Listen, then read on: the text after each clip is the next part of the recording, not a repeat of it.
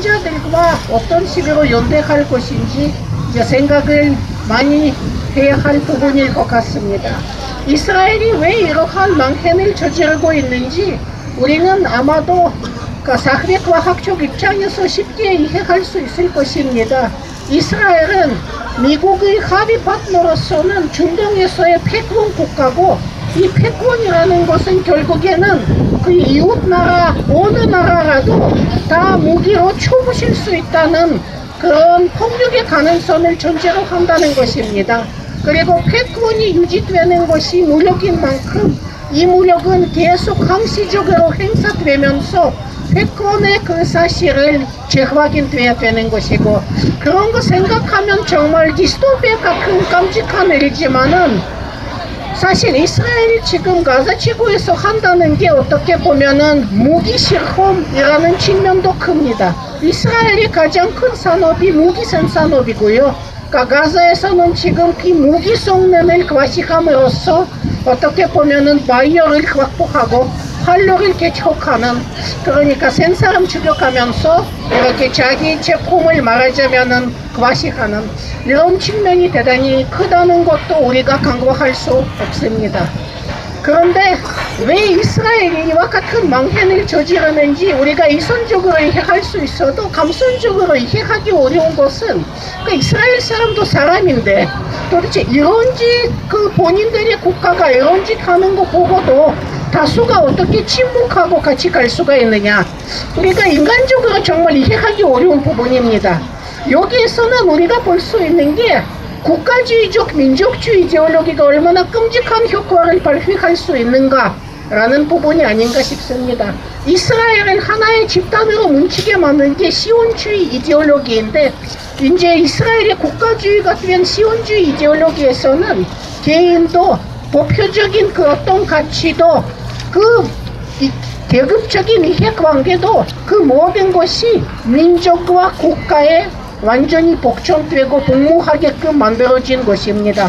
민족과 국가는 하나이고, 국가는 그들이 어떤 보편적인 기구가 아닌 유대민족 만위고세로 생각하고, 그리고 민족과 그리고 그 국가 바깥에 있는 민족에 대한 그다지 생각이 없고, 어쨌든 간에 하나가 된 민족과 국가에 개인이 완전히 복속되는 그런 이데올로기의 끔찍한 결과를 우리가 그대로 볼 수 있는 것입니다. 그런 이데올로기는 결국에는 팔레스타인 사람한테는 무서운 가해를 주고 있지만은 동시에 이스라엘인들을 좀먹고 있고, 이스라엘인들의 심성을 더더욱더 악화시키고 이스라엘 사회를 병들게 만들기도 합니다. 그 어떤 가해 집단도 결코 공정할 수가 없는 것입니다. 팔레스타인인들에 대한 배제와 폭력이 시온주의로 털털 뭉친 이스라엘 사회에 유지하는 방편입니다. 그런데 그만큼은 그 이스라엘 사회 안에서도 계속해서 폭력과 배제가 발생되고, 같은 유대민족이라고 시온주의자들이 외치고 있지만 그 유대민족 안에서는 가령 에티오피아에서 온 흑색 피부의 유대인들이 최하위에 처해져 있고, 아랍 국가에서 온 아랍어를 원래 하던 유대인들이 그 다음에 이제는 피라미드적인 구조에서는 역시 하층에 처해져 있고, 결국에는 서구나 폴란드 등 계통의 아시케나지 유대인 집단만이 최상위에 처해 있는 등 극도로 폭력적이고 불평등한 구조가 계속 재생산됩니다.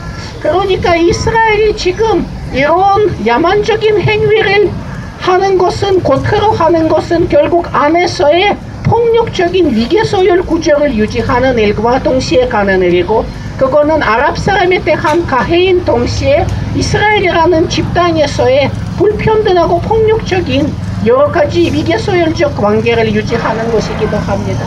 우리가 이제 한국적인 입장에서 이스라엘의 상황을 볼 때 생각해 볼 수 있는 것은, 하나는 과연 이스라엘이라는 군부가 이스라엘에만 있느냐라는 겁니다. 이스라엘도 대한민국도 미국의 합의 파트너들입니다. 이스라엘 군부와 대한민국의 군부는 서로 관계 갖고 있고, 특히 무기 생산업자, 무기 생산 기술라는 차원에서는 한국과 이스라엘이 같이 가는 겁니다. 그러니까 그런 관계, 야합의 관계를 끊고 하는 것이 팔레스타인과의 연대에 아마도 굉장히 중요한 고리가 될 수 있는 것입니다. 그거는 우리가 한국적인 입장에서 생각할 수 있는 부분이 하나고, 또 하나는 국가주의, 모든 이웃들을 멸시하고 모든 이웃들에 대한 배제를 전제로 하는 국가주의 이데올로기는 우리한테 과연 없느냐라는 것이죠.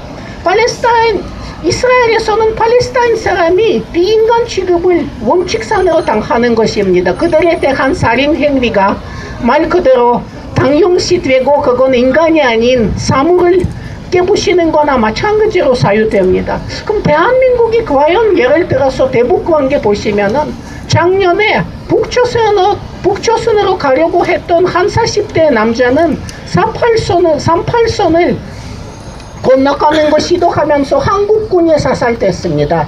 한국군에 사살되는데 이렇게 북쪽으로 가려고 하는 사람을 죽인 데에 대해서 국내의 비난 여론도 별로 없었습니다. 그러니까 북조선이라든가 북조선과 관련된 모든 것이 우리한테도 비인간화되고, 우리한테도 그쪽과 관련된 그 어떤 사람에게도 인간적인 가치를 부여하는 게 극히 어렵습니다. 그만큼 우리도 어떻게 보면은 단전 그런 것을 겉으로는 보기가 힘들지만은 어떻게 보면은 한국 사회도 개개인간의 무한 경쟁과 함께 사회 전체가 털털 뭉쳐지는 게 바로 이와 같은 타자를 비인간화시키는 국가주의 이데올로기가 아닌가 싶은 것입니다. 그러니까 우리가 결국에는 팔레스타인 사람들과 연대하면서 우리의 과제로 삼아야 하는 것이, 우리가 그들을 닮아가면, 이스라엘을 닮아가면 안 된다는 것, 우리가 이와 같은 형태, 그러니까 이처럼 우리도 이웃들을 다루면 안 된다는 것, 이런 게 아닌가 싶은 것입니다. 그러니까 팔레스타인 상황 속에서 우리가 거울로 삼아 사고할 것이 굉장히 많다고 생각합니다. 끝내 다시 한 번 이 야만적인 공격에 대한 참담한 심성을 말씀드리고 돌아가신 모든 분들의 명복을 빕니다. 감사합니다.